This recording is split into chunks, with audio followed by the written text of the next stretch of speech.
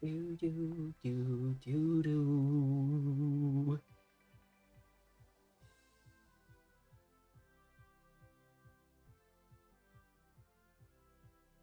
The share link.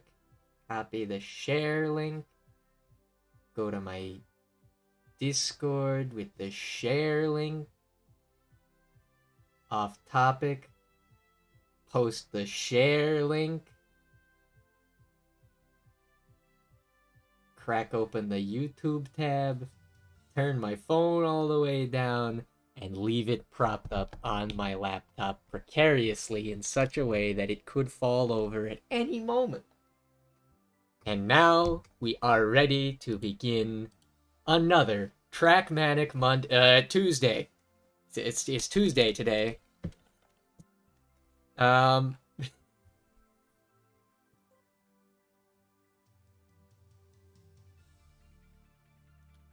I had something I wanted to say, and then it went hole in golf? Maybe some other time. Don't get distracted. Don't get it twisted. I only got 2 hours today, for a few reasons. Namely, we wanted to decorate the tree. Yeah, Christmas comes early in my house, so I'd like to have the tree up before my birthday. Which means that it has to be up and ready before the end of November, which is very, very close at hand. So we've already got the tree in the house. We just got to put stuff on it now.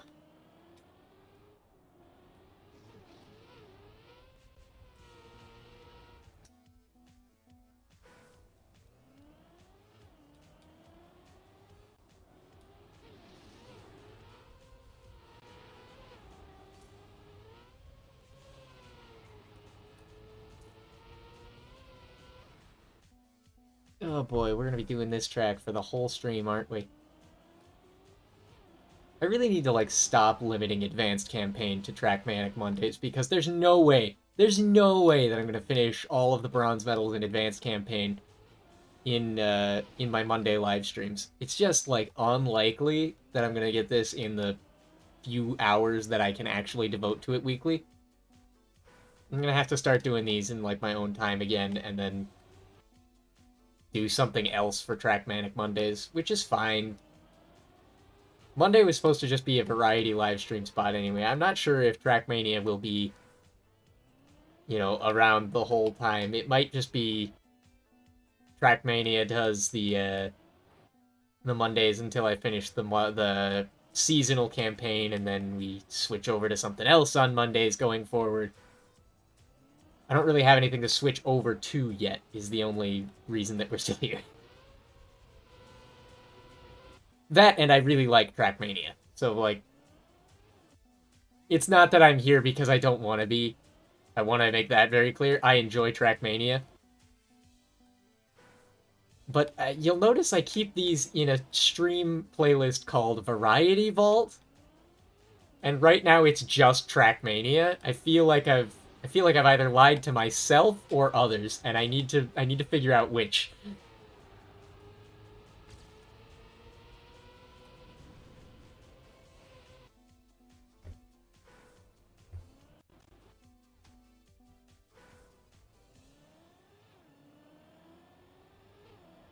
Alternatively, I just like rename that playlist to Trackmania.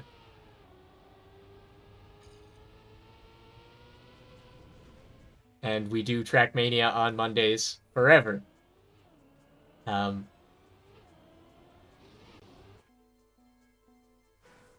but I have noticed a small problem with the way that I play Trackmania, which is that I don't really save my times or upload them anywhere, mostly because I don't know where to upload them.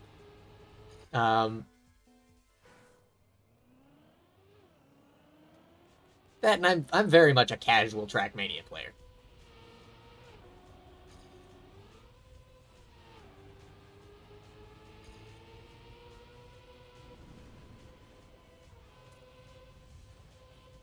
I didn't remember that I had to turn.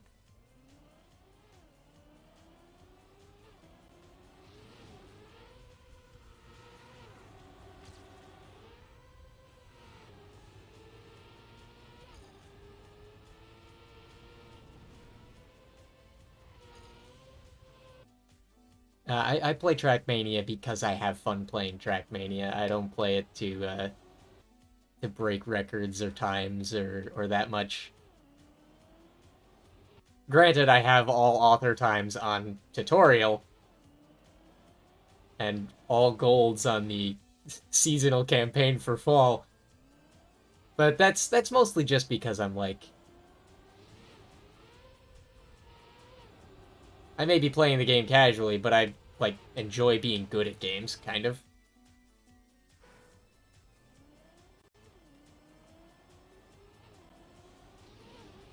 I don't know if I'll ever be advanced campaign gold medalist good, but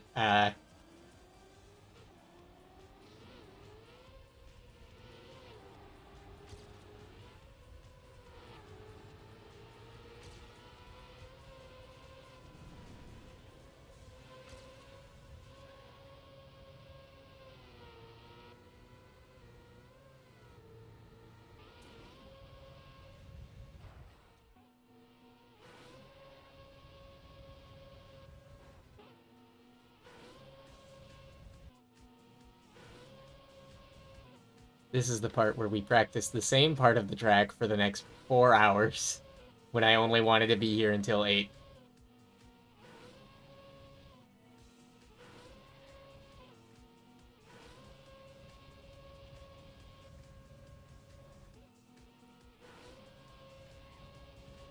Arguably the best part of any Track Mania stream, if I'm being completely honest. This is the part where you get to see me slowly descend into madness.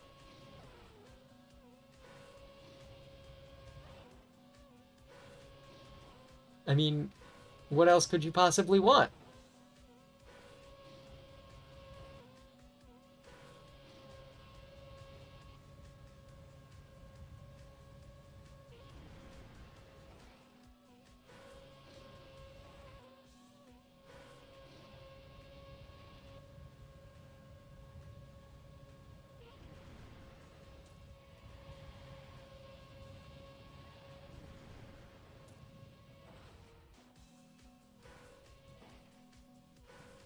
There's no recovering that. Not that I necessarily needed to recover that because it was completely dead, but, you know, it would have been nice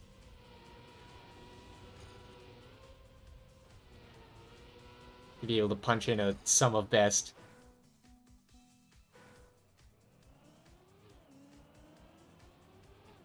But who knows? Maybe this will be the day. Maybe this will be the day that I get the bronze on this and I can finally, like, stop playing this level of advanced campaign and I can go to the next one.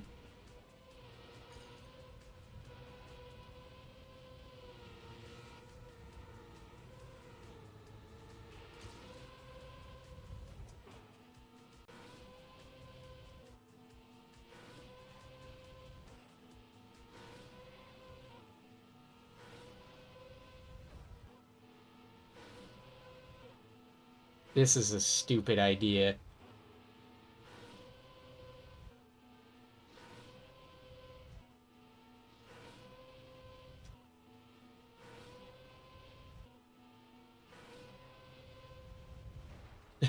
Oh no! That's how you get the golds in the author times, isn't it?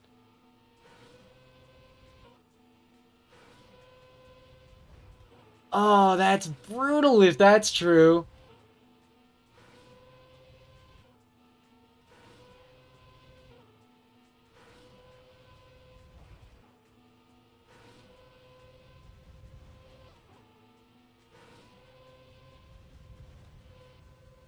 Yep, there's got to be like a corner cut over those walls. I find it so hard to believe that there's not. That's oh, that's gonna suck if I ever try to grind that.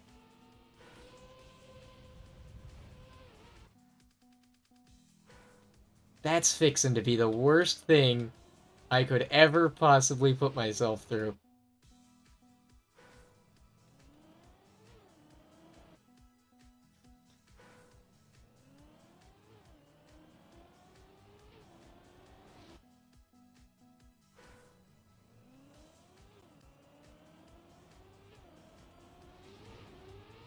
Oh, here's good news. Link's Awakening video. Definitely coming out tomorrow.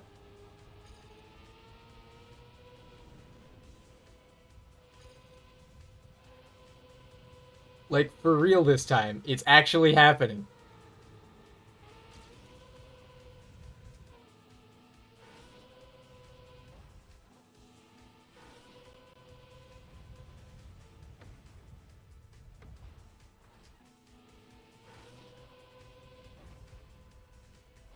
You can mark your calendars. I don't know if it'll be any good. It's, you know, my first ever Let's Play video.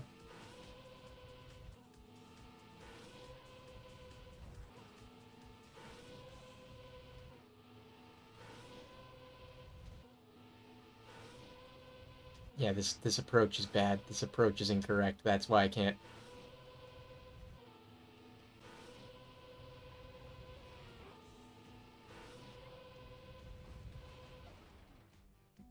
The approach is just wrong on that one.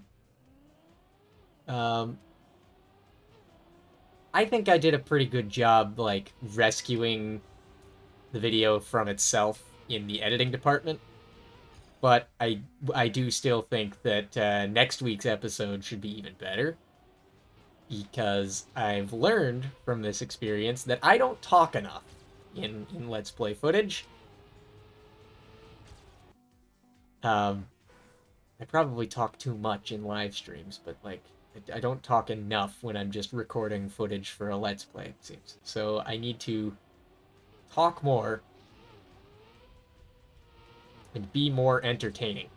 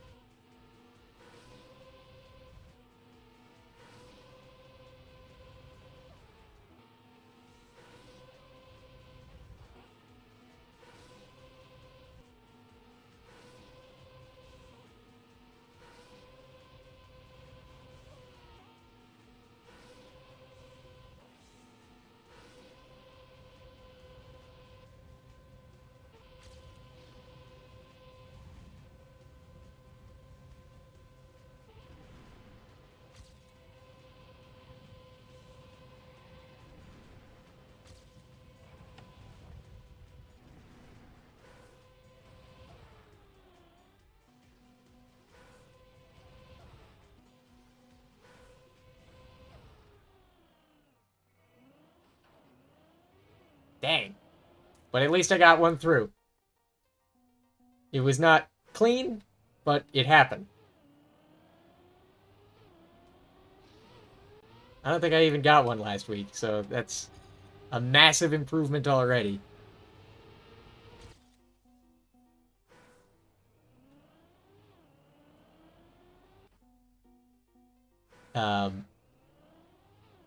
I think what happens that causes me to lock up like that is I focus too much on what I'm saying and not wanting to say something that's stupid or not funny or completely unrelated.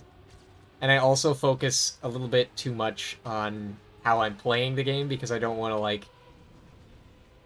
I don't want to be the guy who releases the Let's Play where he screws up the obvious thing for like 5, 10, 20 minutes at a time, not even realizing that the obvious solution exists. I mean, it's funny if I mess up the same thing once or twice, but after about 3, 4, 5 minutes, it just starts to hurt. And I guess that I forgot that one of the beautiful things, I pronounced the word right, one of the really good things about making edited and pre-recorded content is that I can edit the content so that it's more representative of what I want to make. I don't have to sit there with the 5, 10, 20 minutes of doing everything wrong. I don't have to sit there with the commentary that started going off on a weird, random, stupid tangent that didn't make any sense. I don't have to sit there with the half hour of silence while I stare at a puzzle trying to figure out what the heck it is.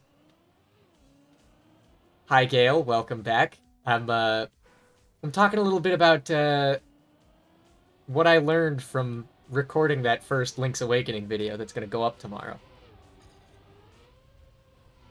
I guess I didn't realize just how much I can edit a video in order to make it better.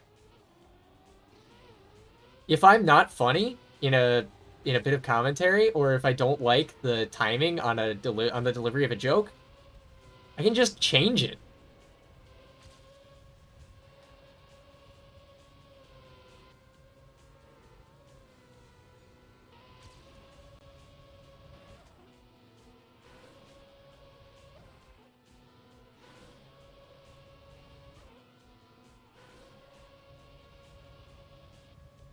It's not like live streaming where I have to be very cautious at all times about remembering to speak. I can just like...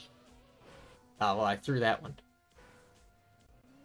I can forget to talk, and then I can go back and edit that talking in later. I can tell a joke that's not funny, and I can cut it out. I can say something that's stupid and irrelevant and isn't what I want to say, and I can just take it out, and no one has to know that I said something really dumb.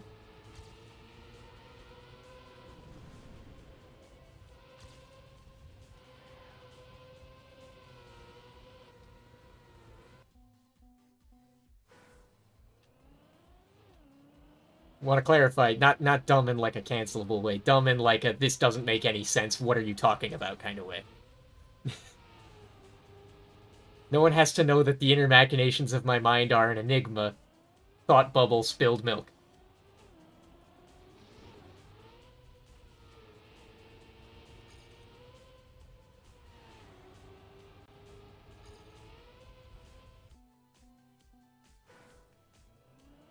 It's actually kind of nice. It's sort of freeing, which means, you know, now that I understand that I have the freedom and capacity to do whatever I want, you know, Let's Play, and then just fix it later in editing. Oh, you better believe we're about to get dangerous.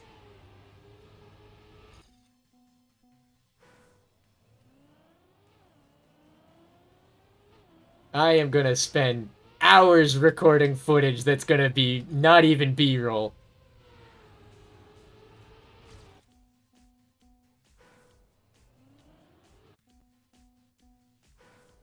Yeah, editing videos is actually a lot of fun. I didn't think that I would have fun with editing videos, but you know, I did take a college class on it, and it was one of my more pleasant memories from that college was that time arts class where we recorded stuff on like cameras, and then we went to edit them, and we made videos. I even have like a textbook from that class that's literally titled How to Make Videos That Don't Suck, or something like that.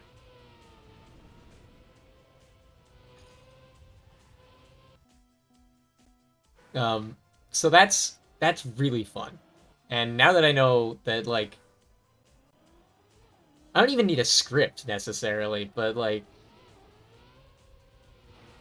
I can talk about whatever. I can decide that I don't like the commentary, and I can just do it again. While the actual process of gathering the footage can be annoying, because if I record the audio wrong, I have to redo the entire section of gameplay, or if I'm not happy with the commentary or the way that I played, I have to redo the entire section of gameplay. But I can also play the game however I want and just cut out the parts that I don't like. There's, of course, a stipulation. I am playing on Hero difficulty for Link's Awakening. Spoiler alert there. But because I'm on Hero difficulty, if I die, I want to make sure that that's cataloged. So any time that I walk to a weird place and get dead or get hurt, that's sort of important to have cataloged. At very least, it's important to make sure that it's known that it happened.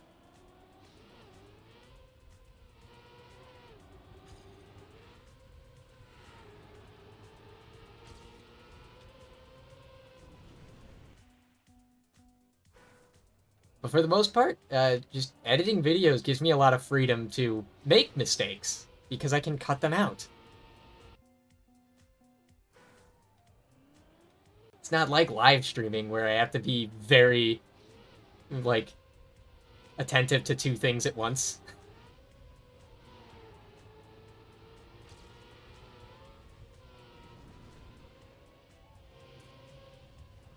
And if I don't like how a recording session is going for a Let's Play, I can scrap it and come back later. Again, very different from live streaming. If I don't like how a live stream is going, I can't just, like, stop and come back.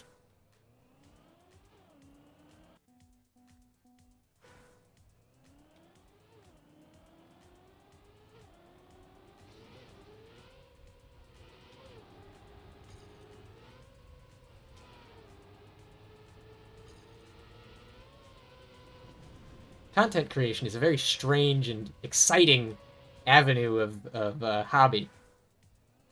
Because I can just do...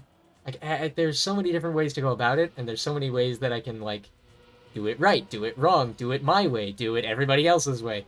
And I don't have to worry necessarily about it too bad, because if I don't like it, I don't have to post it.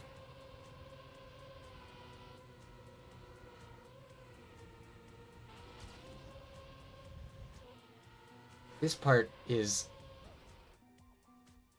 That part's annoying. I don't like that part.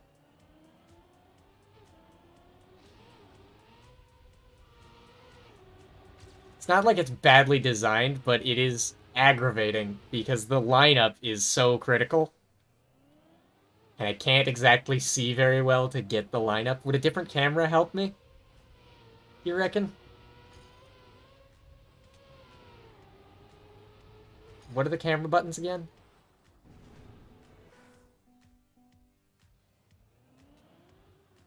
Hold on, I need to figure out the camera buttons.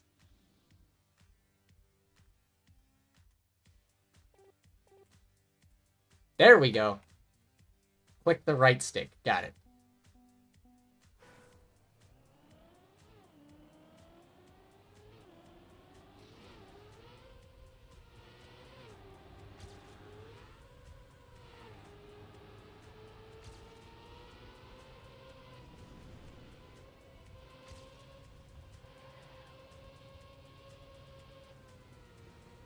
Yo!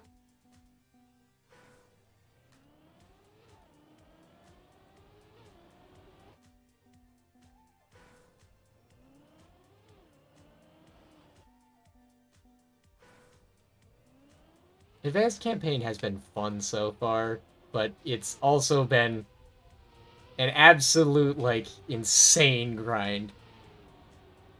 For like, rapidly diminishing returns.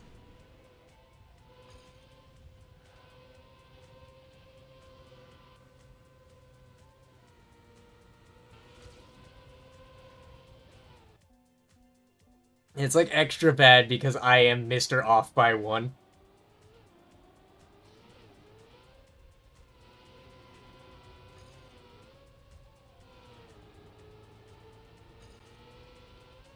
I didn't stream any of the tutorial Track Mania, which I should have. If I was thinking about it, I should have started my Track Mania Monday streams long ago when I was doing author medals on tutorial. But I had a mortal enemy in tutorial. I had a nemesis. I forget which number it was, but the speed track, like the high speed one. where you have to do like a whole bunch of S curves to get on the different boost pads, but they're like really gentle, really slight S curves. 10? Was it 10? It sounds like 10 sounds right.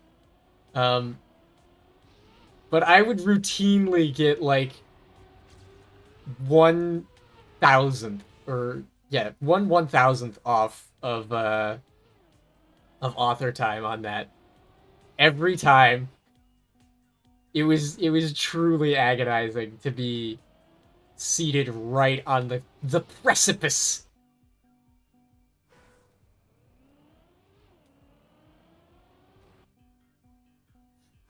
Um, but that is why I feel like I have this somewhat reputation of being Mr. Off by One.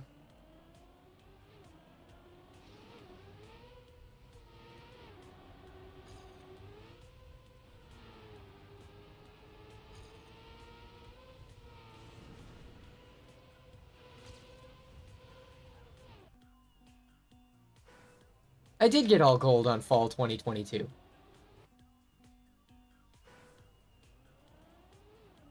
I went back and checked that. I did in fact get all gold fall 2022.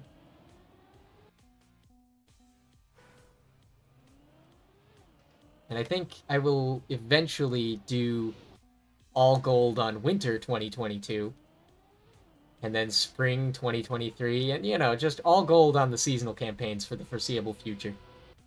Um when's author times? When I start getting better at the game.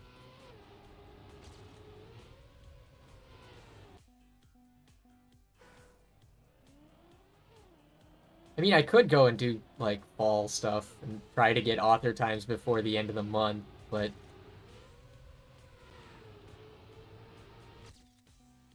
I don't know when fall campaign ends. When does fall campaign end?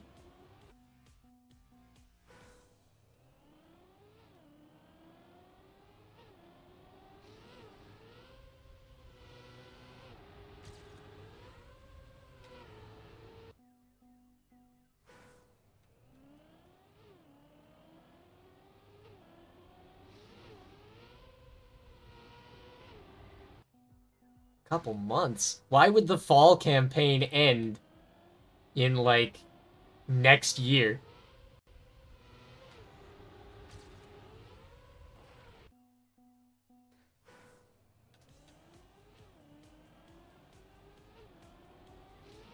There's, like, only 2 months left of 2022. That doesn't make much sense for fall 2022 to end in January 2023.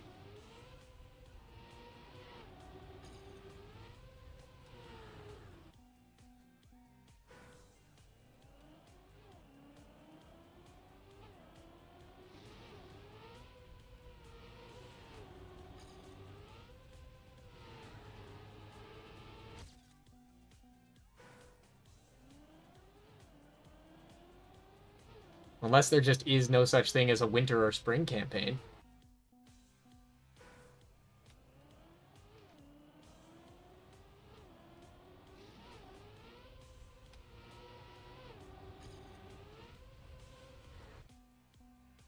Taking that too low, I need to be higher up so that I get the roll.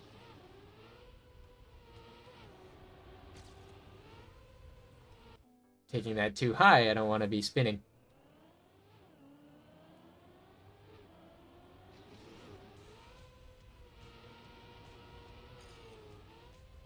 Ow.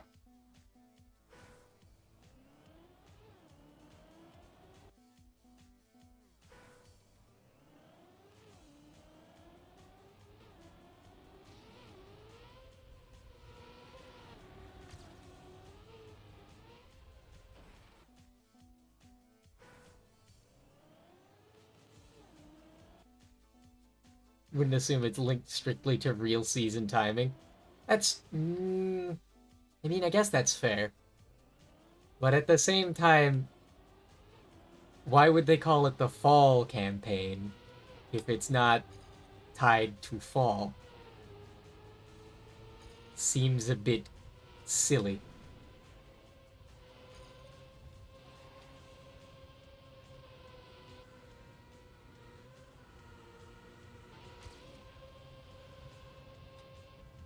Yo?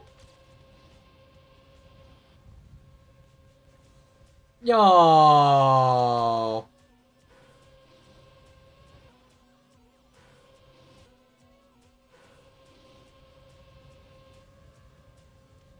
Well, I can practice this part at least.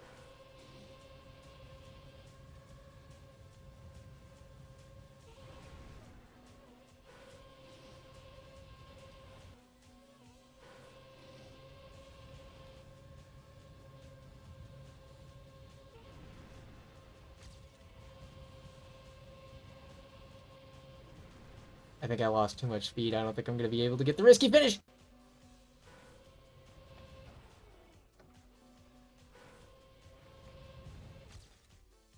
Okay, okay. You can just check it? Wait, you can check it? New season 32 days. Okay, so next month. Hmm.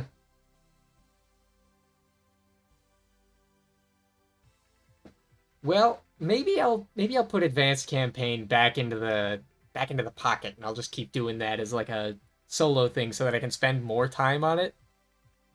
Because let's face it, 2 hours, because I plan on ending this stream at 8 o'clock tonight. I've got other stuff that needs to be done. 2 hours is not enough time to grind out even one of these levels. So maybe I'll just go back to fall and do like author times going forward for the rest of the month. Or for the month of December.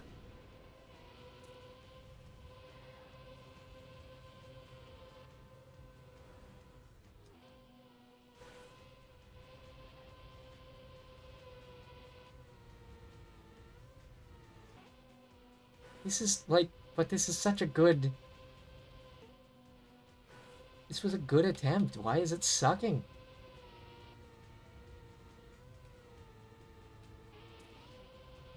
It's Mega Maid, sir. She's gone from suck to blow.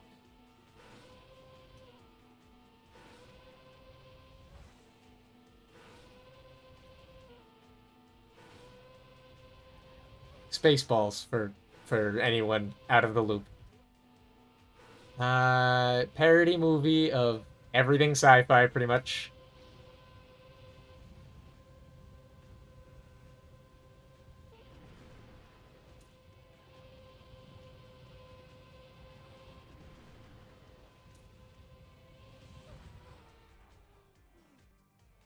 Go!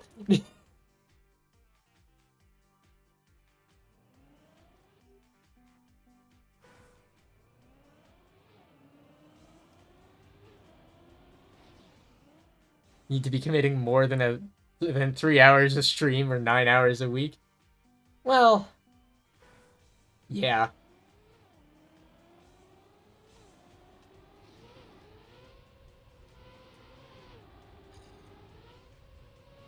There's a lot that I should be doing if I want to get more serious about content creation. Right now, I'm not sure how seriously I want to get into this. I want to keep it as just a hobby for right now.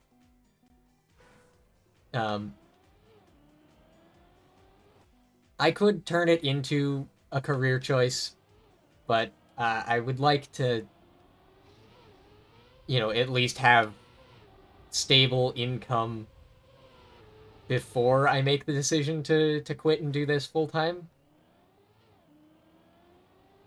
I'd like to have some stable background income so that I can support myself while working toward making this into a bigger thing if I do decide to go this route.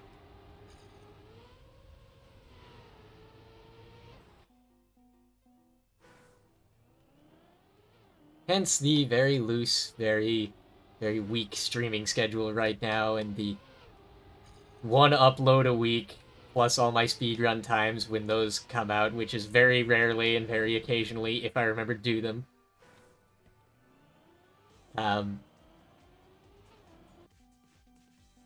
Right now, this is something I do as a hobby.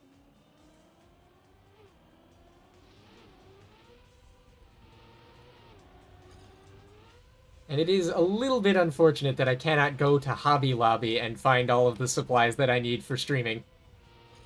But I suppose I don't have a Hobby Lobby in my area, so it's okay.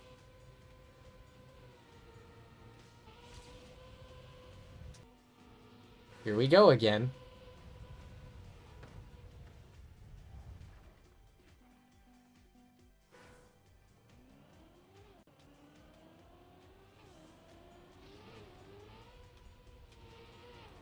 I also feel like I need to work on my attitude toward video games a little bit if I want to be more of a streamer or content creator. There's already more than enough streamers whose entire persona is guy who yells at video game. I don't want to add to that. It's not exactly a streamer base that I enjoy.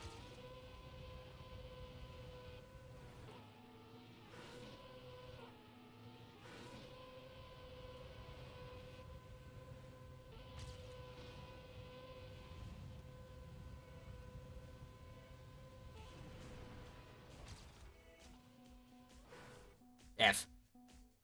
So I'm trying to work on having like a more positive outlook.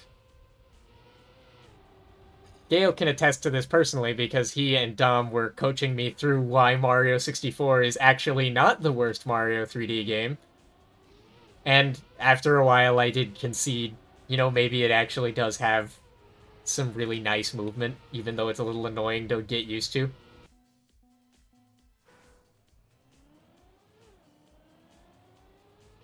It's just, old games don't have the same quality of life stuff that modern games have, so you go back to them and they... it's not necessarily that they don't hold your hand when they probably should, but there's a lot of stuff that's like, you got used to it in the time that you've had it, and when you don't have it anymore, it kinda stinks.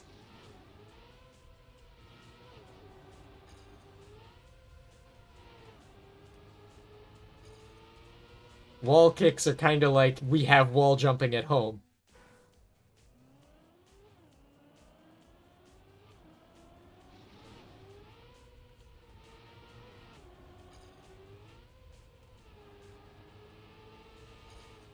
Shigeru Miyamoto, can we have wall jumps? We have wall jumps at home. The wall jumps at home.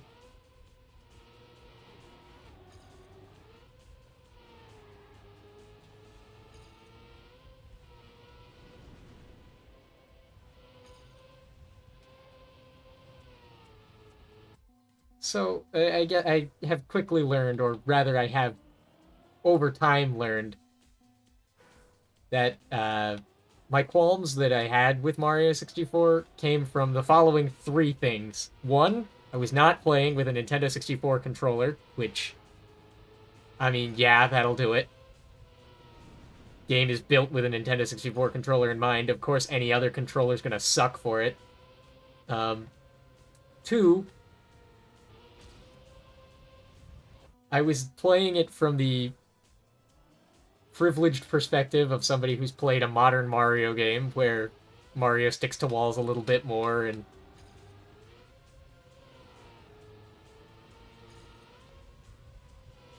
generally behaves a little differently and a little bit more comfortable for modern audiences. And three, my entire experience with Mario 64 was really only negative because I hadn't been thinking necessarily as much about what I was doing wrong as opposed to the game didn't feel like it was doing what I wanted it to do.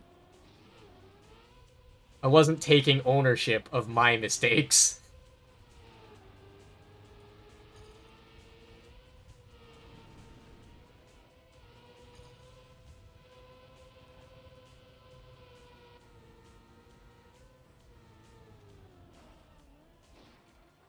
F. Yeah, it is a pretty W mindset shift. Playing Mario 64 with this understanding that the game's not going to behave exactly like I think it should, so I need to understand the way that the game does behave and change my gameplay accordingly. It it has helped me enjoy it more. I'm starting to see through the roughness and the veneer of time how people find this to be the best Mario game of all time. Still not sure I agree, but it's pretty good. It's up there. That was the real third point I wanted to make. Ah, I guess I have 4 points then. The other point I wanted to make was what I had been attributing to the game being bad is just the game being rough. It's literally the first 3D platformer of its kind. Of course it's not going to be polished yet, dummy.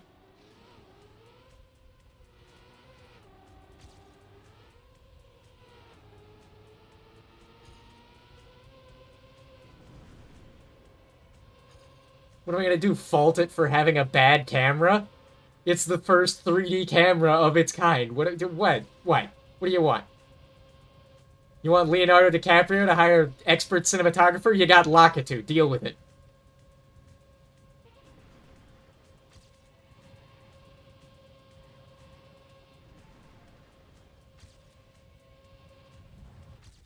That counted!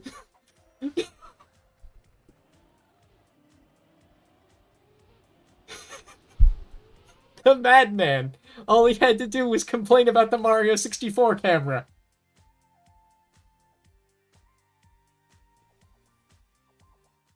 I have no idea, but I'm taking it. Inverted intensity? No brakes. Oh. No brakes, not no turning. Okay. This is strange.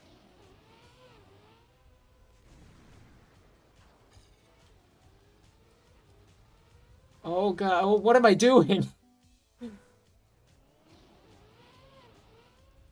Oh, am I gonna get motion sick playing this game today?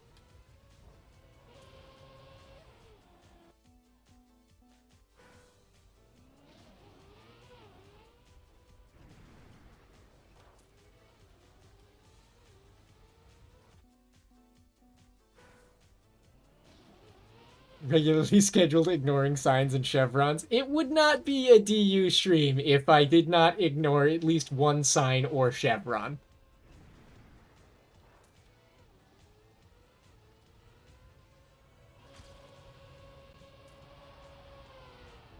Okay, yep, great. What do I do there? Is that a bug slide? It's actually only the... Well, then why is it called inverted intensity if only the first part is inverted? That seems like a naming error.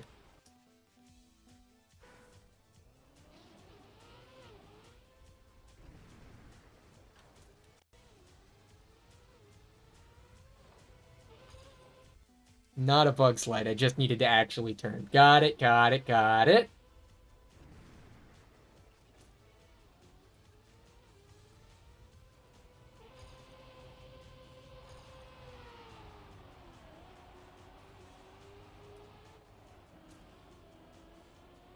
That was a really bad wall bump.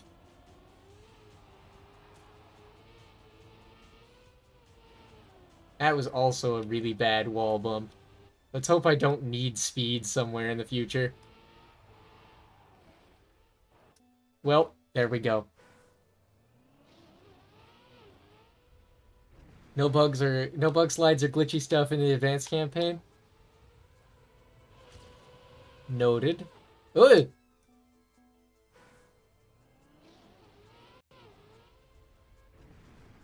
You know what would be funny? I have to check if April Fool's Day falls on a Friday at any point.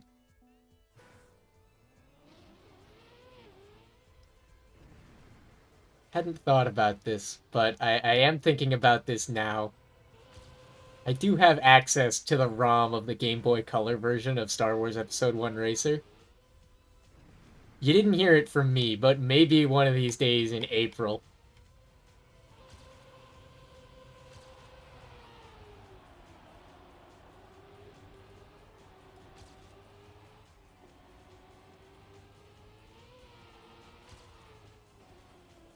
just stream the inferior version of the game.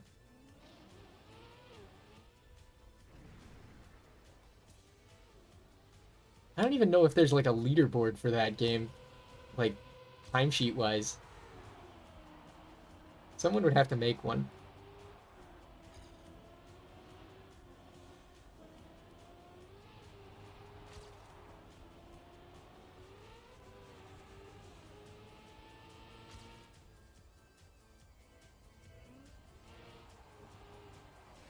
Was that like an engine off that I didn't see? Was I not paying enough attention? Is there an engine off section in here? Because I like let go of the gas and then nothing happened and then I saw a reset.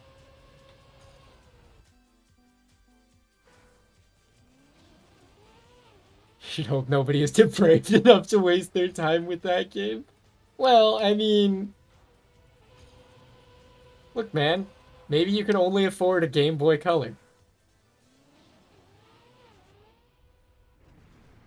Maybe your childhood was comprised entirely of one Game Boy Color and a bologna sandwich every week in your lunchbox.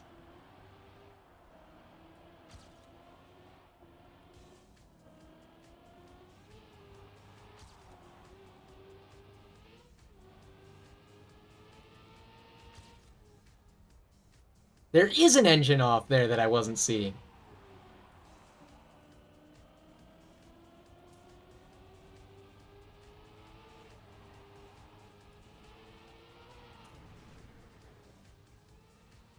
Okay. I was distracted by the upside down again. Doesn't look like it's on SRC, at least. We're safe for another day, boys.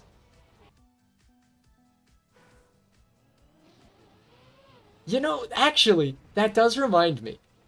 I had, like, as an incentive at one point, I don't remember what happened, but I was gonna get, like, Dom and a couple of the other guys from the Racer Discord to play the Game Boy Color version of the game. I really don't remember what happened with that. You mean speedrunning? I mean, I know, but most times speedrunners, I think, or at least I would hope that most speedrunners start speedrunning games that they like. There is, of course, the occasion where somebody speedruns a game because they hate it.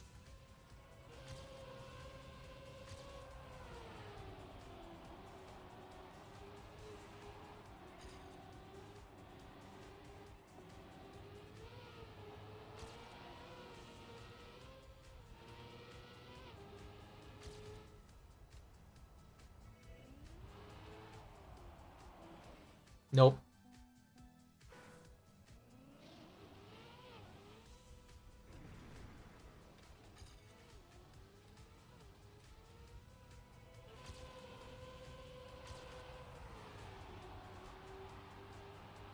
Actually, I can't think of anybody who speedruns a game because they don't like it. Are there really people like that? I would imagine that there must be. There's got to be at least somebody out there who has such a grudge against a game that they want to see it destroyed.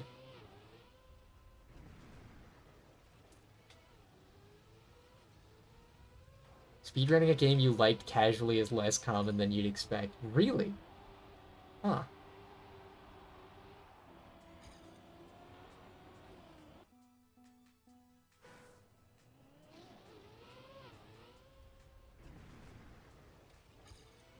So then I'm an outlier for speedrunning Episode 1 Racer. I'm an exception and not the rule.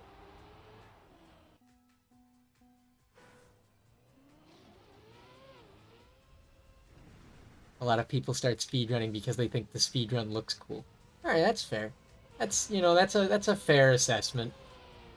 I can understand that decision.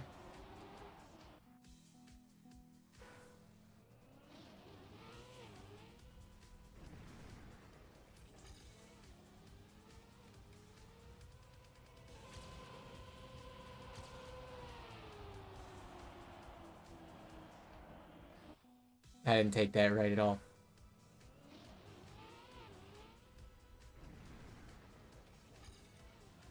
Not rare, but definitely the minority. Okay.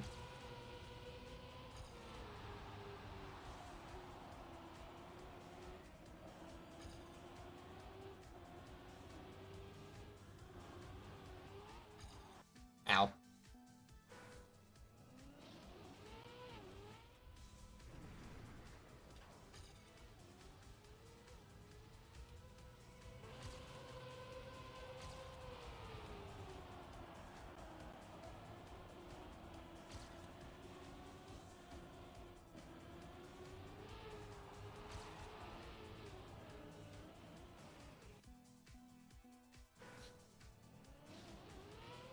Trying to think, is there anything that I would speed run just because the run looks cool? Not really.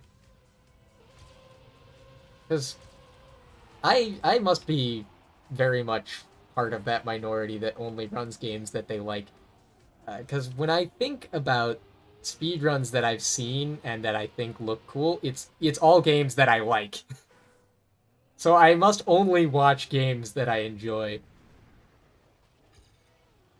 And therefore, I would only play games that I like, which means that I wouldn't play because the run was cool. I would play because I wanted to play the game.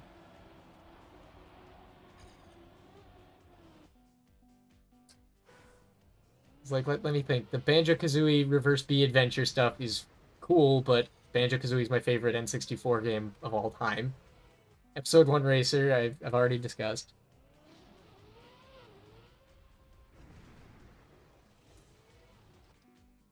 Hold on.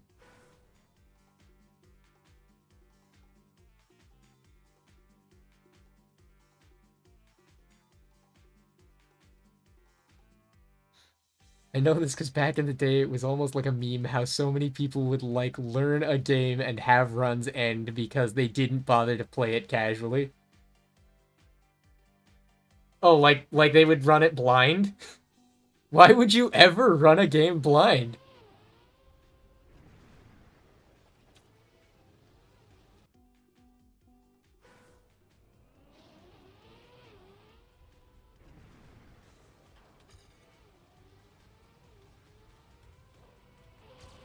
See, that's my problem with the idea of running a game just because you like how the run looks.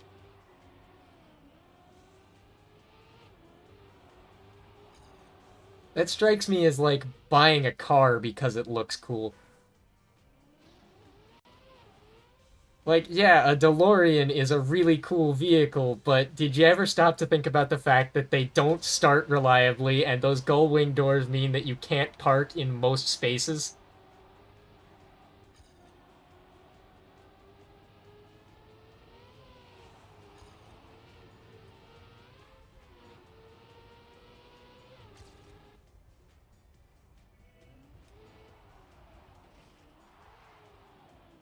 Dang it.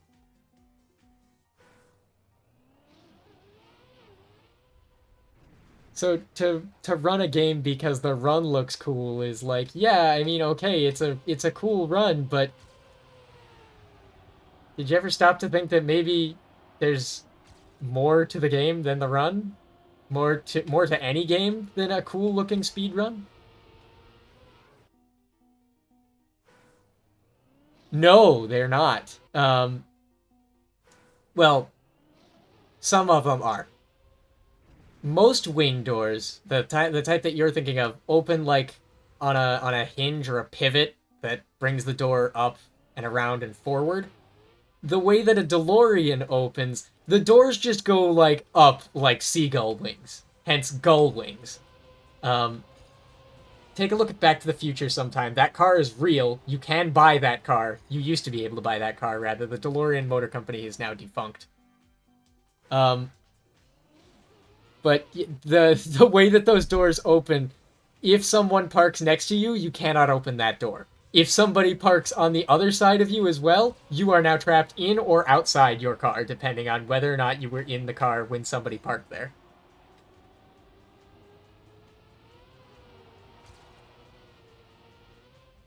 So, parking a DeLorean requires that you be on the end of the parking lot in some capacity. Um, with a DeLorean at least. And like I said, the starter on them is not reliable. That wasn't just a bit for Back to the Future, that's like an actual known problem with the car.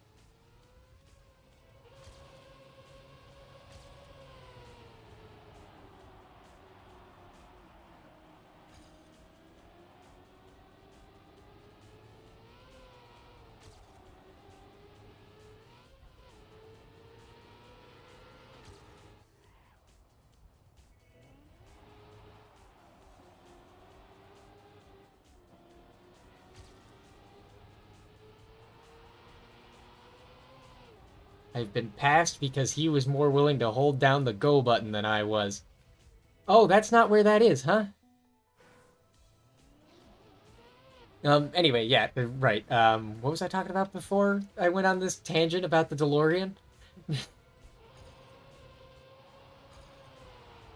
Oh, running a game just because the run looks cool. There's more to any game than just having a cool speed run. And if you play the game casually first, you'll know a little bit more of what that more to the game is. Just seems self-defeating to play a game just for the cool run. Because if you don't know what the normal run is supposed to look like, you don't even understand why the cool run is cool.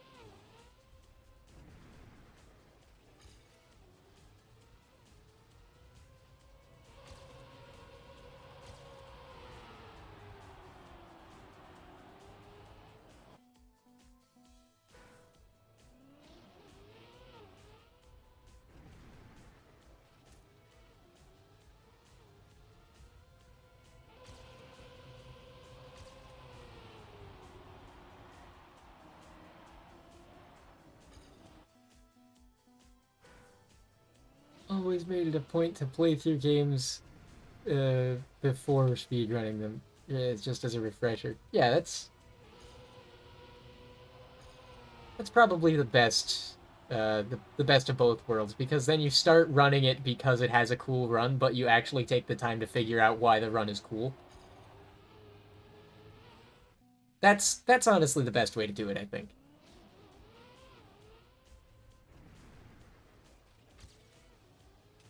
Although I suppose that by my own metrics,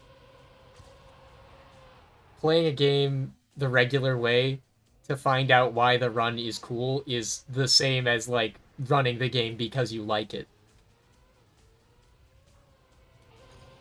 Because you liked the speed run enough to play the game normally and find out why the speed run was so cool.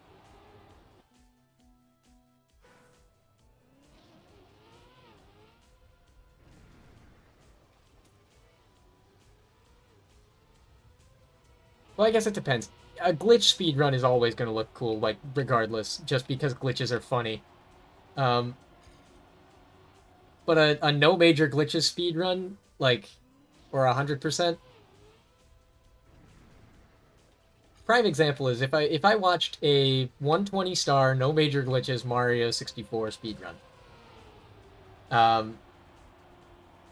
I wouldn't understand why that's such a technical marvel unless I had played Mario 64 and gotten all 120 stars casually. And for that reason, not announcing that I'm going to start running Mario 64 or anything, absolutely not.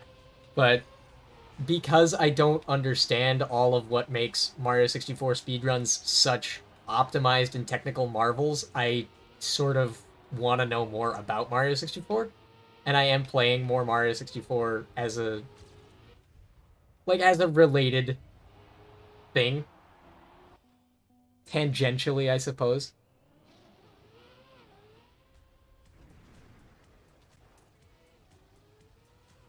Um, so I'm learning just why Mario 64 movement is so optimized and what makes that optimization truly impressive.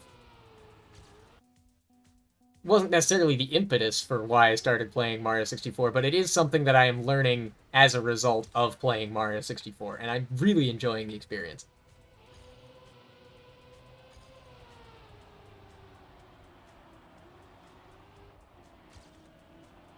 Like, with the knowledge of how it's working, it feels, I don't know, I feel like I get more of what I'm watching in those like speed runs or anytime I see anything Mario 64 related. I feel like I'm starting to understand just how tight those inputs are.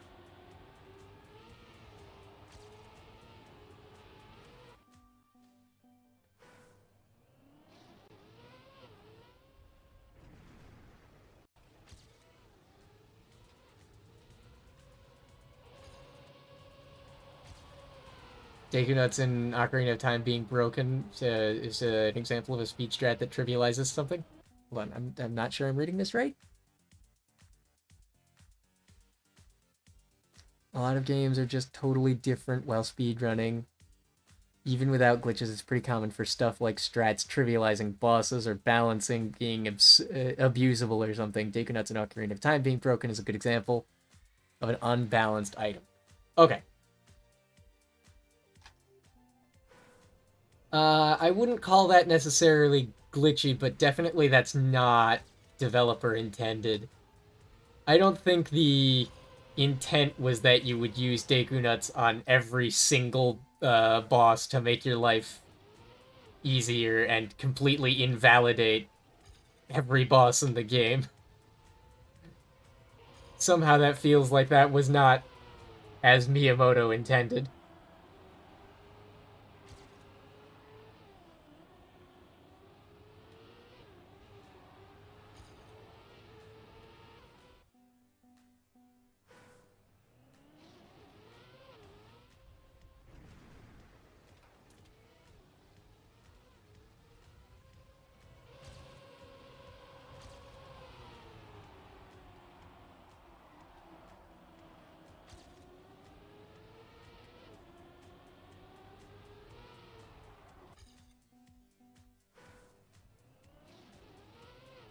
They don't do anything to most okay, but they do like invalidate Goma.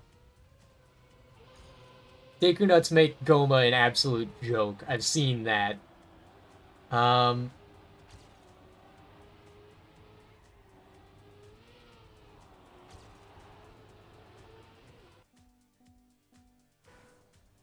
a lot of enemies and situations are trivialized by them too. Yeah. Trying to think. Don't they make Stalfos a joke? Oh, but you have to equip swap because you can't use Deku Nuts as an adult. Can you? Is that allowed? I don't remember Ocarina of Time so good right now. It's been a bit since I've played it. Should play it again. It's a good game.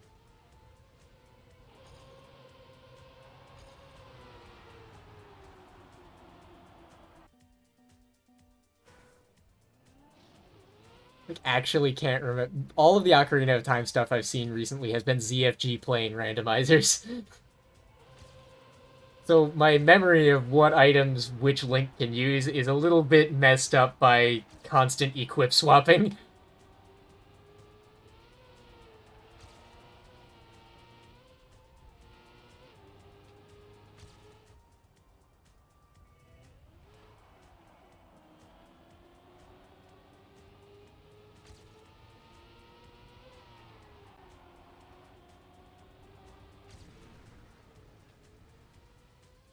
Oh, I turned too early. I didn't need to reset all the way. Why did I reset all the way? Brain, we hit B, we should have hit Y. Adult Link can use them, okay. So yeah, don't they invalidate, like, Stalfos or something?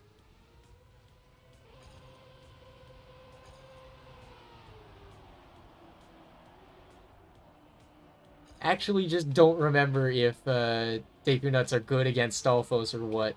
I think they are. Bomb Chews also more useful than I thought they were.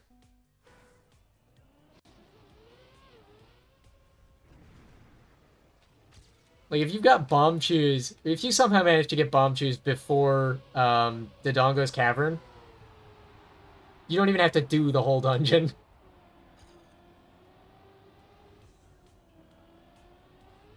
I don't know if there is a way to get Chews earlier than the Dongo's Cavern, but, like, literally just...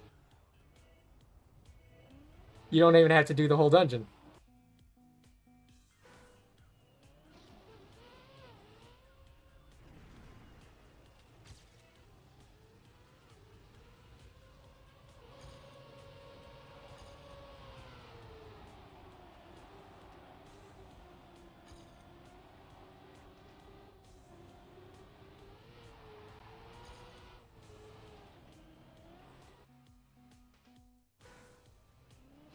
Don't even need bag for Chews.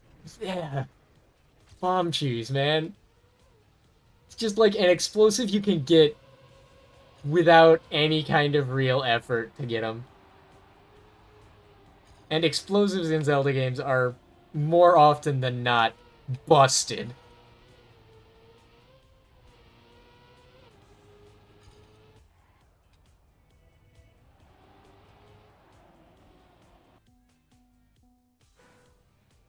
The amount of stuff that explosives let you get away with in... I mean, in Ocarina of Time and in Wind Waker...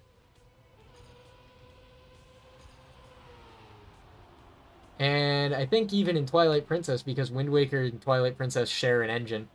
Skyward Sword as well shares an engine with Wind Waker. Bombs should be busted in all of those games.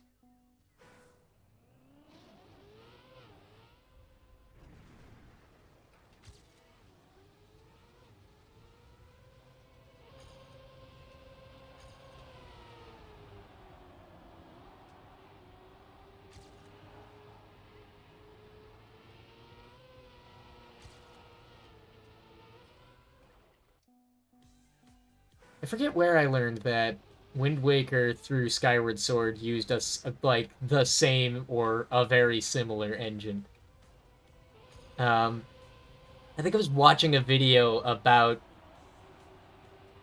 I remember what it was. I was watching a video about the 14 small keys speedrun in Wind Waker. Which, honestly, insane speedrun category. Very hilarious. There's only 12 small keys in the game, and you somehow end up with 14 small keys in your inventory in Dragon Roost.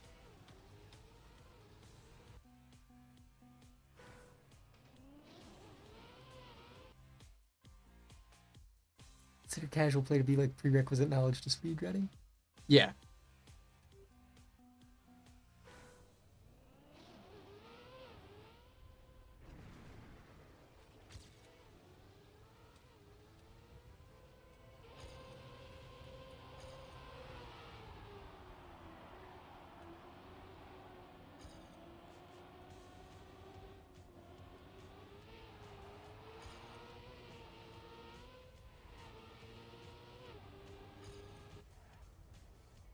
Ow.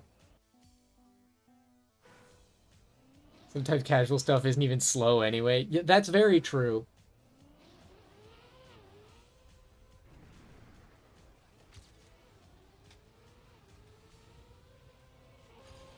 One of my favorite things to do, though, with speedruns and speed tech is to just, like, find them and then add them to my casual play just for fun. Like, I know that if I were to play Ocarina of Time, I would not need to do Ocarina items even once. There's no reason for me to do that because I don't know how to break the sequence. I don't know why I would ever break the sequence. I don't really have intent to do any sequence breaking in Ocarina of Time. But Ocarina items is still funny. So I would love to do that just for fun instead of using the Ocarina as intended. At least, once or twice. Just because it's silly.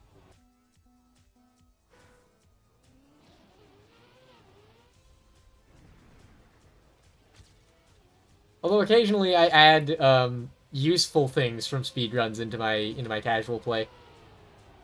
I didn't used to know that the landing animation for Beak Buster negated fall damage at any height.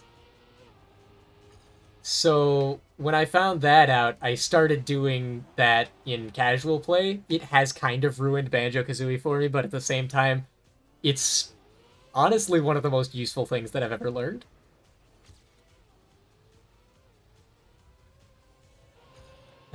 What else? Banjo-Tooie, there's like a glitch you can do where Kazooie's solo backflip lets you go underwater if you hold A. That I've added into my casual play to completely remove backtracking in Grunty Industries.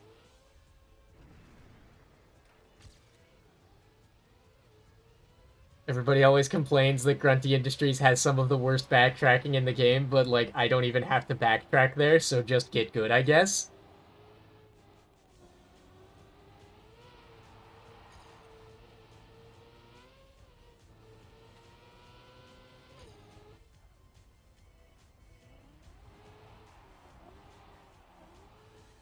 Nope, bad. What else? Is there anything else that I can think of that I've done just for fun that's, like, normally considered speed tech?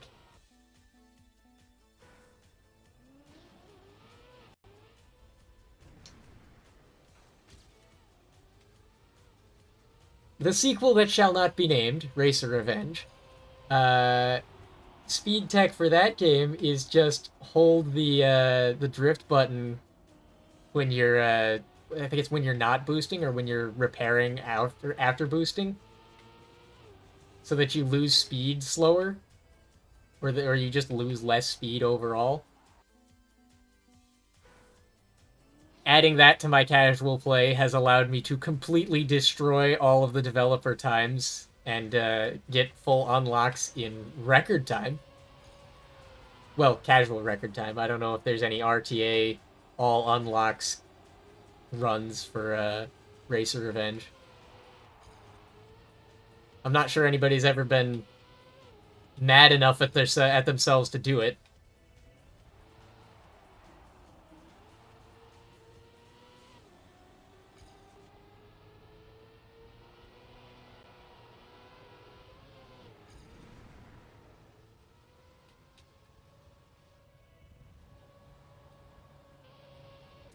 Yay ho!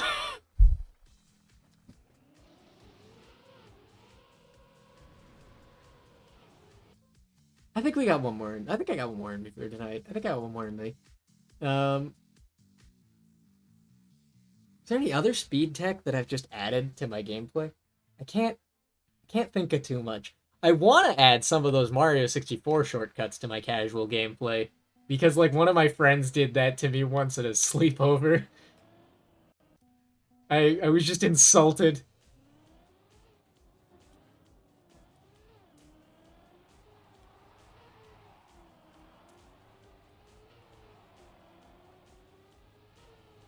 Wait, this is a lot of tight turns in, like, rapid succession here. I think I just want to find out what the rest of this track looks like, because this chose violence. Whoever made this one chose violence.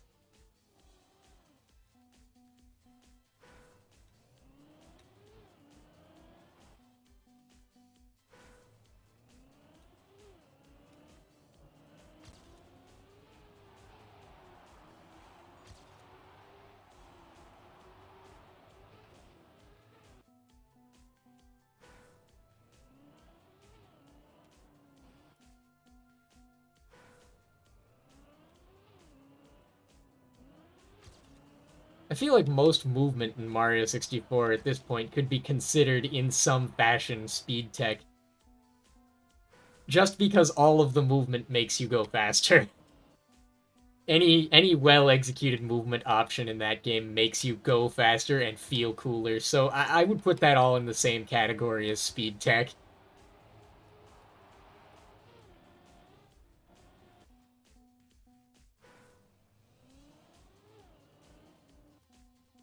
Welcome back. I was just discussing how I feel like most of the movement in Mario 64, just by nature of how it makes you feel, counts as speed tech in my book. I know it's like, it's patently not. It's just movement. I did get the medal. I did, in fact, get the medal. Um, I know that movement in Mario 64, just flat out movement, is not speed tech, but you gotta admit, successfully doing a rollout or doing a side flip to an area that you're not sure you can reach feels cool. You gotta admit that that feels cool. And like half of what speed tech is in my mind is stuff that feels cool to do.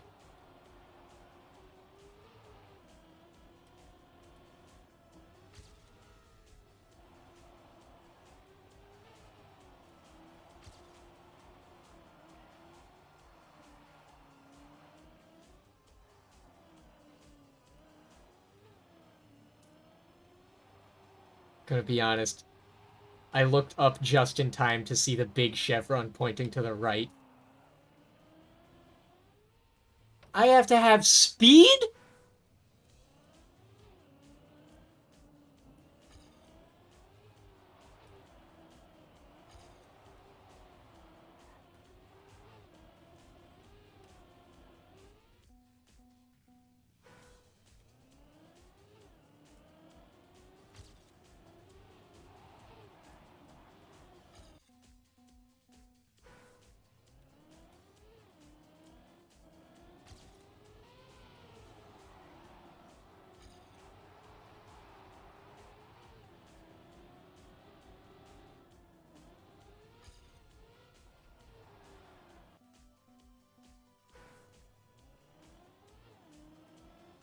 I will admit that Mario 64 does feel pretty cool to play. But I will also readily say that it's not tuned perfectly. It's tuned pretty well, but yeah, it's still a little rough. Still a little rough around the edges. But, you know, it was the first 3D Mario game, so of course, like, it's gonna be.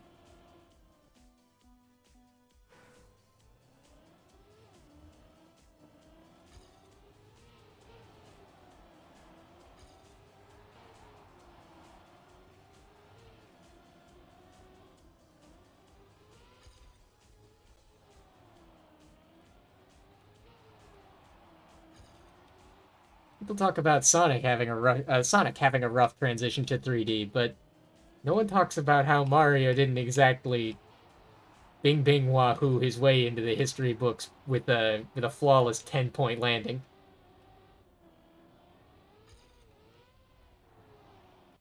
It was pretty good. It was like an 8.7, but it was not a flawless 10.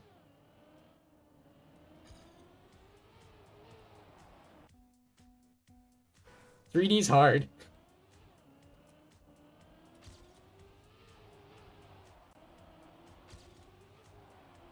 I live in 3 dimensions and I can't even move in 3 dimensions sometimes. It's hard.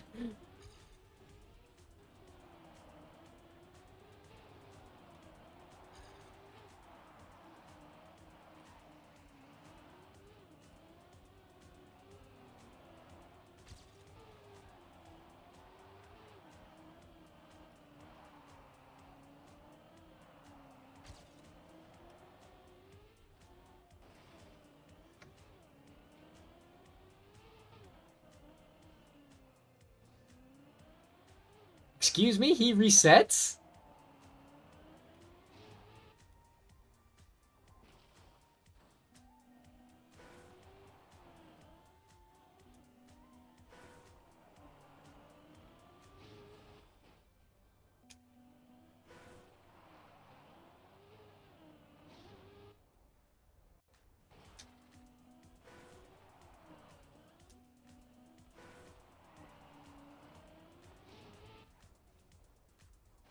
Yeah, I don't have enough speed.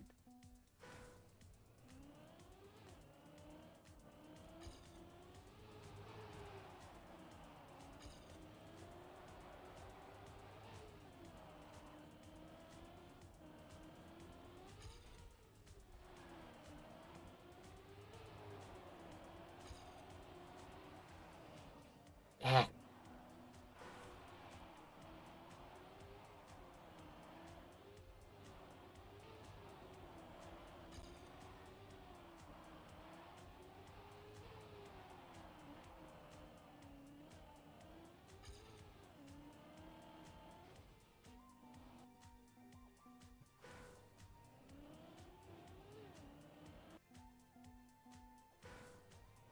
Essentially perfect for what is it? Well, I mean, to each their own.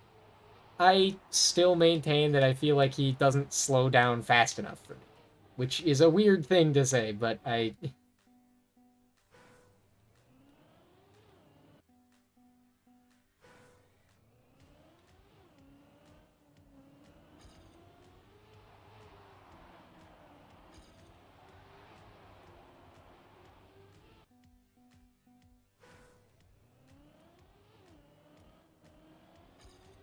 Right, but sometimes you end up with those weird couple seconds of backwards momentum where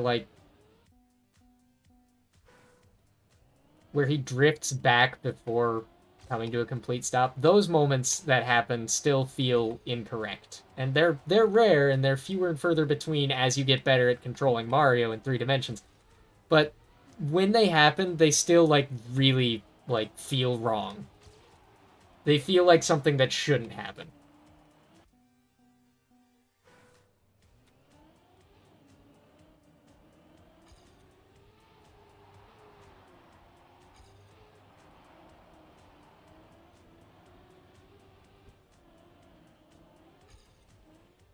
I'm taking that too tight. Those moments of bouncing off of walls and then Mario has to run against his backwards momentum to get back into a neutral walk or going forward again. Those feel incorrect still. And again, they are fewer and further between the better I get at understanding how Mario moves. But when they happen, they don't feel right. I don't like them. I feel like that's something that should change.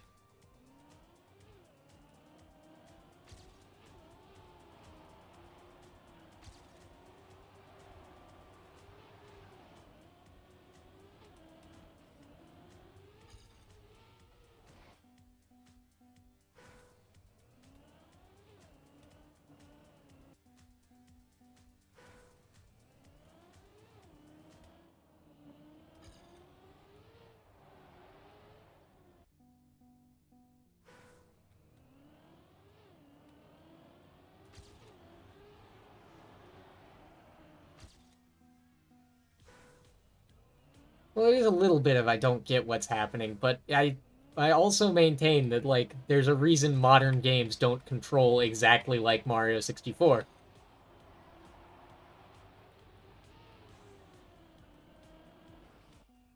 Yes, the movement feels really good to execute when you do it right, but when you do it wrong, it does some strange things.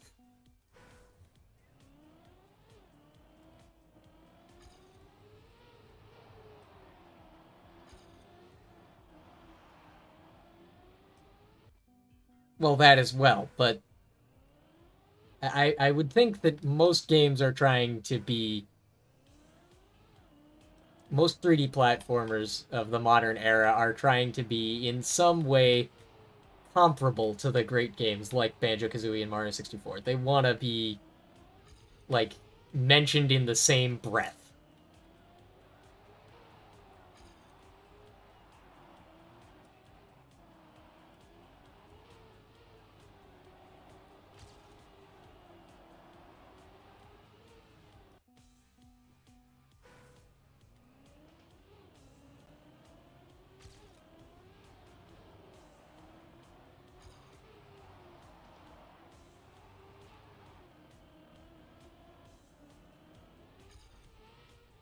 I'm still doing that part wrong.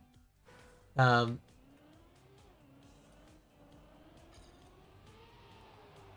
I don't know, it's weird. It's weird. It doesn't jive with how I understand movement to work in most video games, to bounce off a wall and drift to a complete stop before being able to make any other kind of inputs. It doesn't match with how I would expect bouncing off a wall to interact. I would expect bouncing off a wall to have me bounce off the wall, land on my butt, and then do a short animation to get back up. Which Mario does sometimes. It's just not 100% of the time, which is weird. I don't know what the trigger is. Is it speed-based?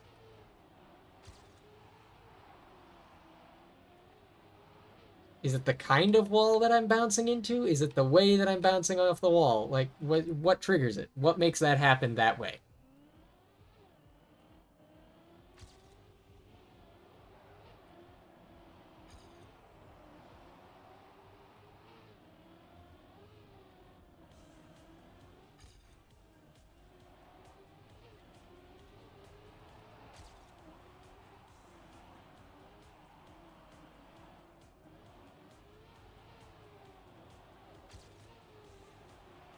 Like, counterintuitively, I feel like getting the bonk animation is faster than getting no bonk animation.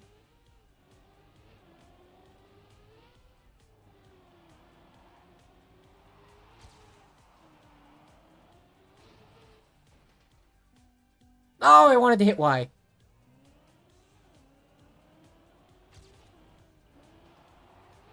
Like, if I long jump into a wall, Mario bounces off it and he lands on his hindquarters and he has to get up out of a slide. But if I just jump at a wall and bounce off it, he can sometimes land and have to do that drift back walk, which doesn't seem right. What's the difference? What, aside from the long jump, I guess, because that, if that's the only difference, then that feels obvious. But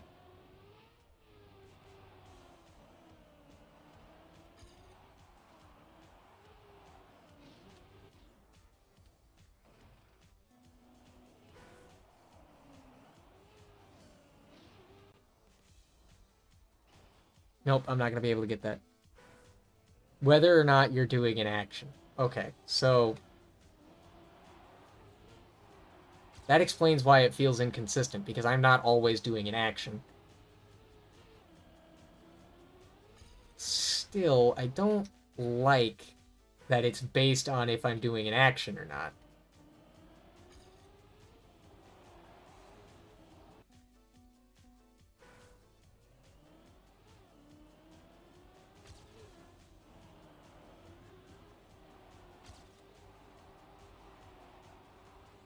Yeah, it feels inconsistent because I'm inconsistent. I get that, but I don't know. I feel like most physics interactions should probably not be entirely based on player input. That's probably a weird take to have, but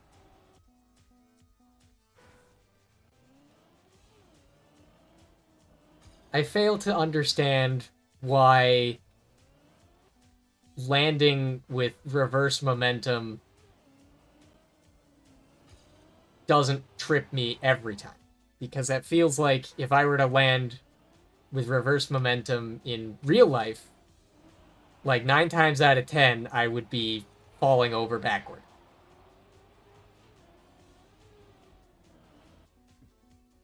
So I guess it just feels weird because it doesn't make as much sense as I feel like it should.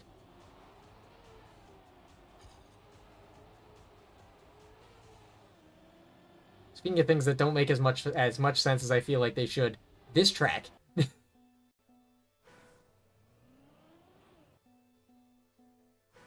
Because you bounce off the wall differently to begin with. Right, but I'm still landing on the ground with reverse momentum. I'm not saying that it necessarily shouldn't be like a different landing animation or anything, but it feels like there should be some kind of a fall over and slide instead of a drift back, walk, moonwalk, Michael Jackson impression, whatever. It's not about momentum on landing.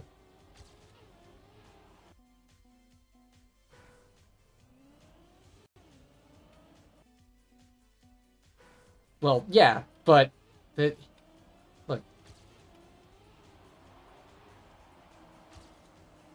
if you were to jump off a wall, full reverse momentum in real life without being able to look behind you and see where you're going to land, brace for that impact, would you stay upright?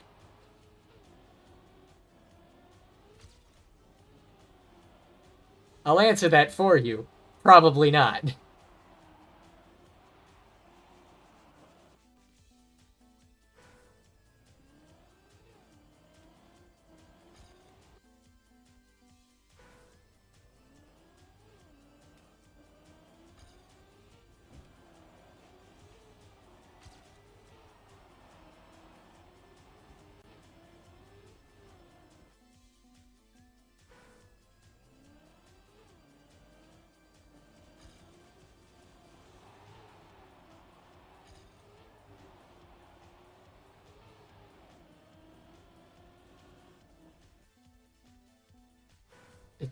If you think you would, I have bad news for you.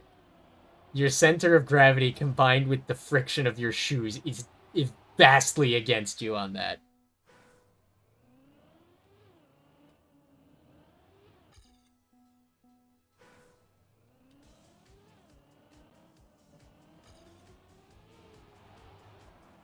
Right, but the landing state is different.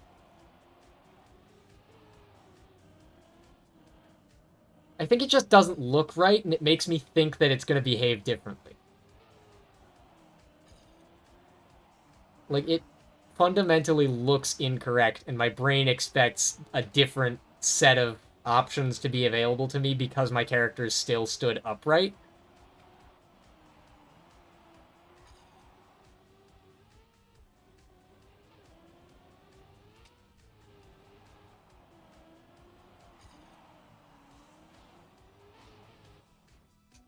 Every time with this stupid turbo loop. What is going on here?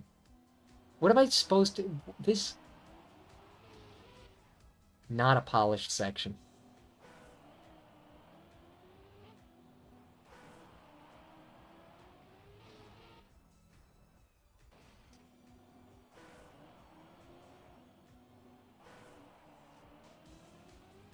I'll explain better what I mean when we talk about this later and I play Mario 64 in the speedrun Discord. But, like, it doesn't seem correct. Is the only way that I can really think to describe what is happening in my mind. Like, it just looks wrong.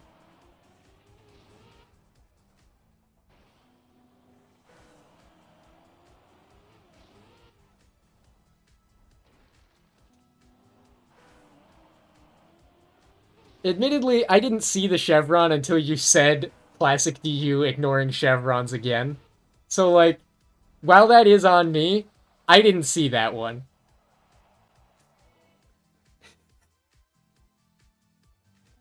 While that is absolutely me ignoring a chevron, I ignored it because for all intents and purposes it was not there.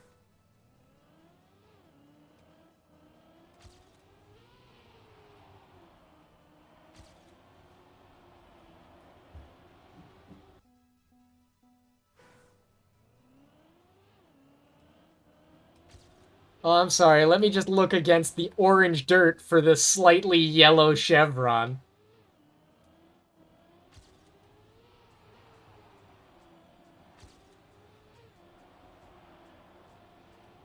Not a very contrasting color. That's a visual design error.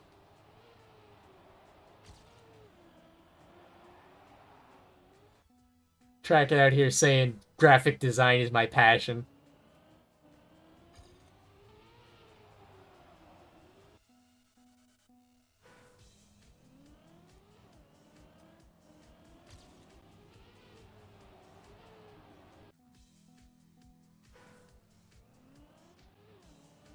Hold on. You want unintuitive. Those chevrons there, there's no way to even see them.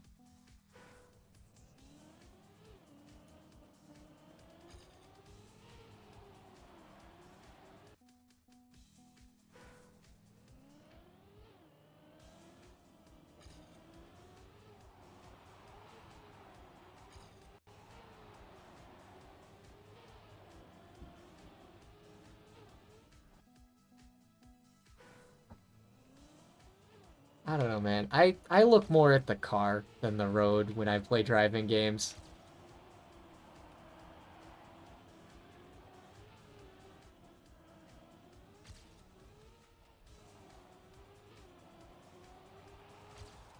It's not a good practice. But I look at the car and the road directly in front of the car, and I end up missing a lot of, like, the little road details. Because I'm trying to see where the road is going to turn, and I'm not seeing the things that indicate that the road is going this way. Because I feel like the road itself should be able to indicate what direction it's going. The road should speak for itself.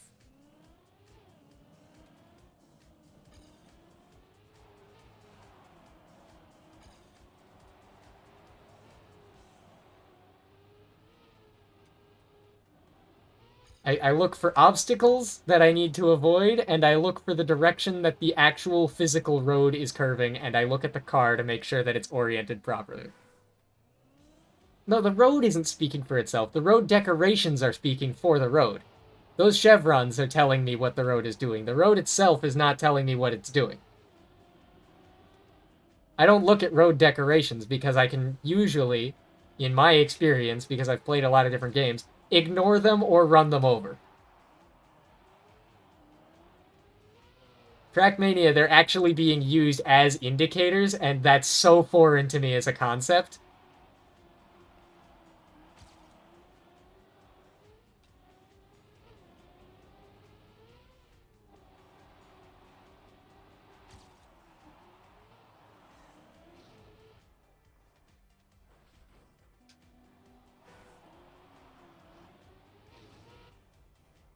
Like, how dare you actually indicate with an indicator?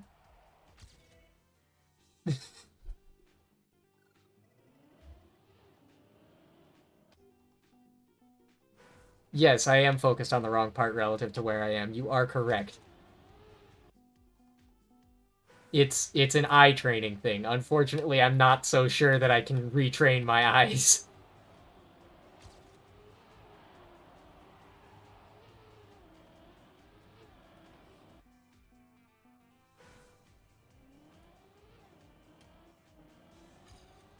Like, the chevrons to me are falling in the same category as the lamps on the side of the road.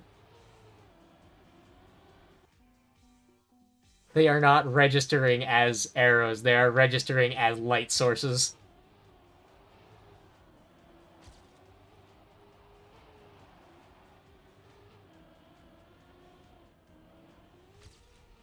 I'm a better driver in real life, too. Like, just let that be known. See, that happened because I wasn't looking up on the wall, I was looking at the road.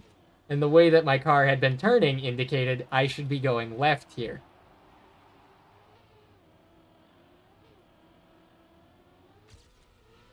But the chevron up on the wall says, turn right, idiot.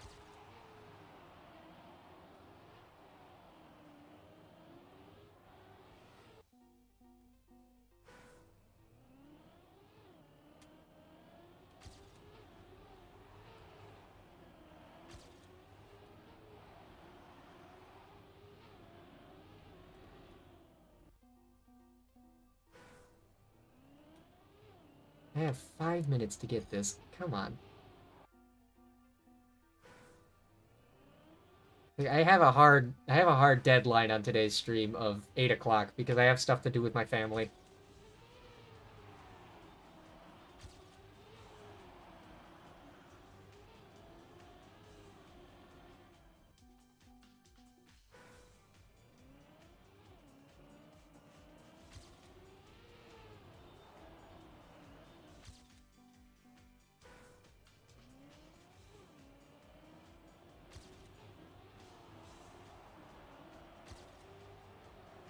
DU's ignoring the chevrons. You don't need to look at the chevrons unless you need them. What are you saying, Gale? Are they mandatory that I see, or are they easy to ignore and not care about? What am I meant to do? Are they valuable information, or are they just sort of there?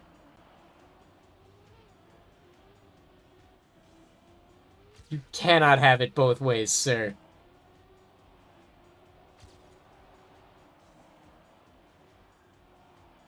God damn it, again.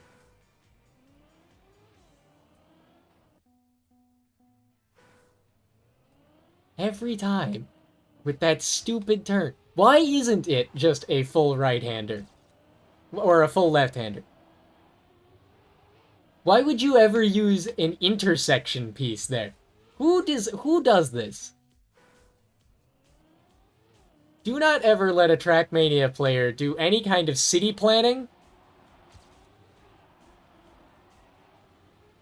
Your traffic patterns will be absolutely destroyed. You will end up with roundabouts that you're actually meant to ramp off of to get onto the highway. Don't do it. Just don't employ them as city planners.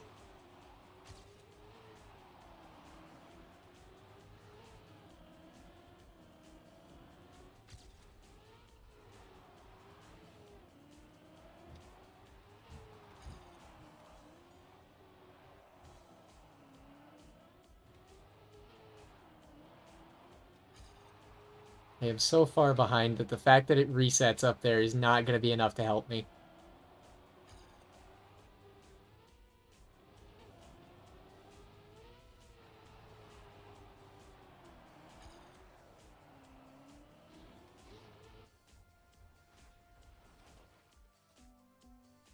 Ah.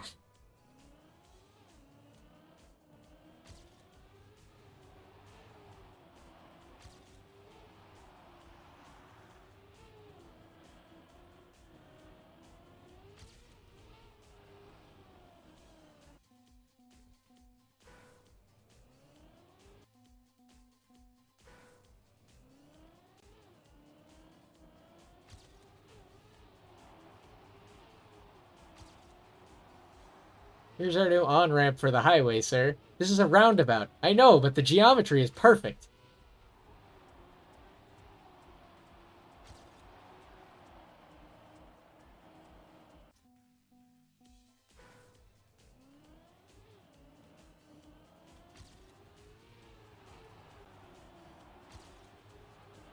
All the math works out. If the drivers can hit it at 60 miles an hour, they'll be able to ramp off the middle of the roundabout, get a good bounce off of this random pipe here, and flip back over to land on the highway going at the proper speed limit.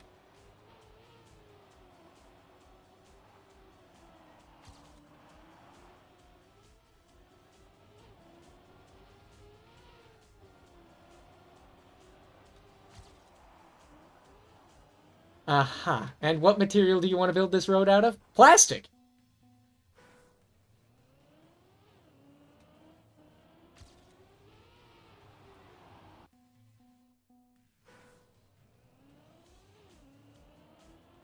Don't you think we should use something more sturdy, like concrete? No, the physics are wrong for concrete.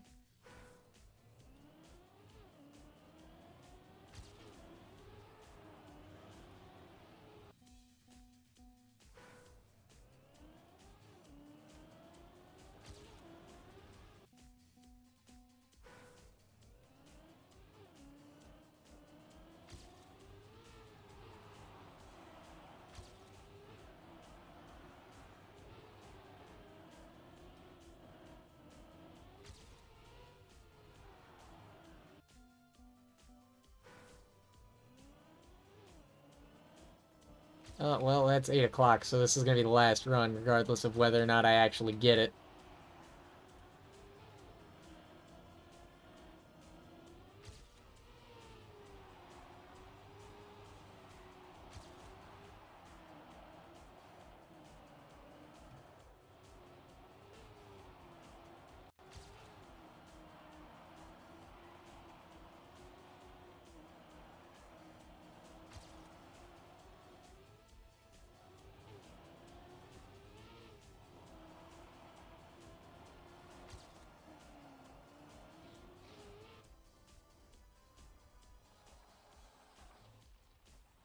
Did we do it, boys? I think we did it, boys. Well, there we go. End the stream on a high note.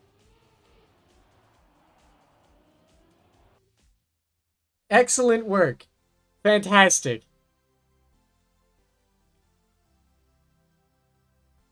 Yeah, next week I guess I'll start working on author medals for fall because Advanced Campaign is going to need a lot more dedication than I'm able to provide on this stream. But hey, it worked. That went well. I'm gonna wrap the stream up the same way that I always do by saying that I don't actually know how to end live streams. And then just hitting the stop streaming button. Goodbye.